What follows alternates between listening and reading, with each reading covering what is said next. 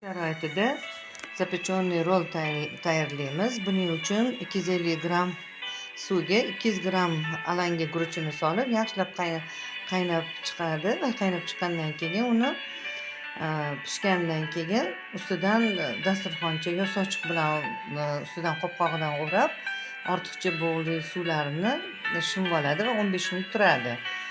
Va bundan keyin sovigandan keyin uni ustiga endi zapravkasini tayyorlab olamiz. Buning uchun uksus, shakar va tuz kerak bo'ladi. Ularni aralashtirib, yaxshilab erigandan keyin guruchni ustidan solamiz va nori listiga guruchlarimizni bir tekisda sovib olganimizdan keyin unga tvorожный sir solamiz va tvorожный sir ustidan mahsulotlarimizni taxlab chiqamiz.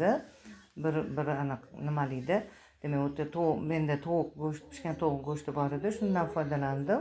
Siz baliq yoki baliqdan ham foydalansangiz bo'ladi. Unda yana bodring, krabовый palichka hamda olmani ham foydalandik. Ana shu tayyor bo'lgan preslangan rollarimizni kesib olamiz va ularni ustiga tayyorlab qo'yilgan, qirg'ichdan o'tkazilgan sir, eriydigan sir va mayonezli birikmamizdan surib chiqib, gaz listiga terib chiqamiz va faqat usti qizarguncha qizartirib olamiz.